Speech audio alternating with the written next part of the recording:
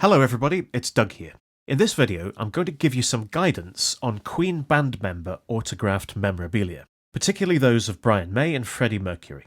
I wanted to make this video because I unwittingly bought a fake item from a reputable high street dealer in 2009. And in recent years, I've seen a number of suspicious-looking autographs and collectibles on a popular online auction site. I don't consider myself to be a collector of autographed memorabilia, but I do have a small number of celebrity signed photographs on display in my study, all of which came from reputable sources. Most are inexpensive, but after the 2009 incident, which had a positive outcome thankfully, I follow a simple rule. If it costs more than £25 and I really want it, I'll only buy it if the item comes with some sort of provenance. First, let's deal with the obvious method of getting items signed and get that out of the way, and then I'll talk about 5 indicators that an autographed item for sale is likely genuine.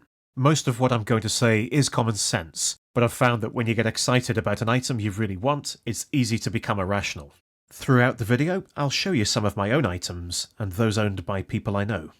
Clearly it's preferable to meet the band member in person, but for Queen, obviously Freddie's no longer with us, John keeps out of the public eye, and Roger doesn't make himself as accessible as Brian, either on social media or in person. Since COVID-19 and his heart bypass operation, Brian has stopped conducting meet and greets before or after concerts, and limits personal contact at organised events. Before 2019, some enthusiasts were fortunate enough to meet Brian in person and have instruments signed. I managed it in December 2017, as have some friends. You generally have to arrange this in advance, or be persistent and polite, or simply just lucky. Thankfully for his fans and followers, Brian signs a lot of stuff.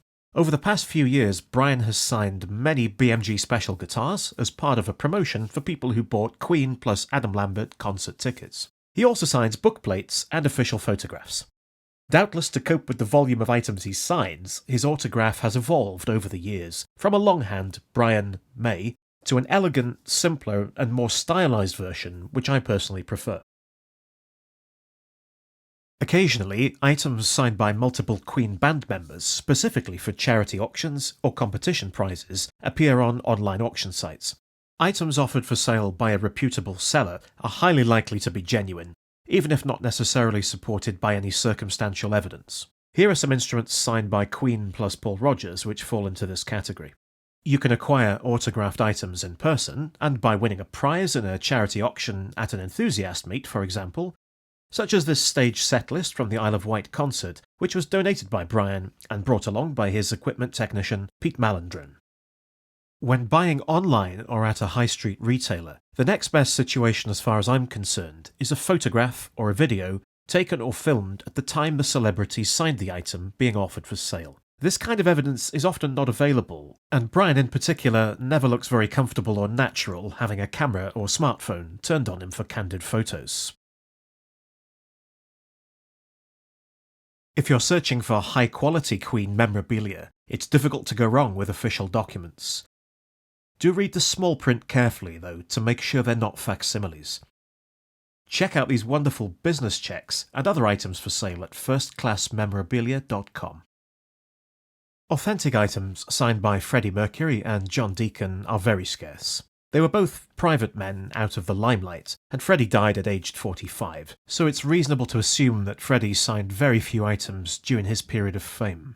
QueenMuseum.com has some lovely items autographed by Freddie with impeccable provenance, such as this official photograph signed in black permanent marker and personally dedicated to an employee of Taverners Limited who were invited to a private party at his house Garden Lodge.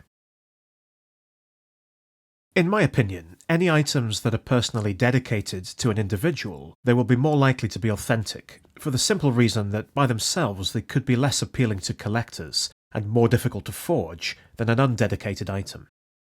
That said, if a personally dedicated item is accompanied by a verifiable story, then that should increase its appeal and therefore the price. In conclusion, I'll say that something isn't necessarily genuine just because somebody you've never heard of says it is. A certificate of authenticity might have a fancy hologram and a lifetime warranty, but it doesn't provide any substantial proof or provenance. Caveat emptor.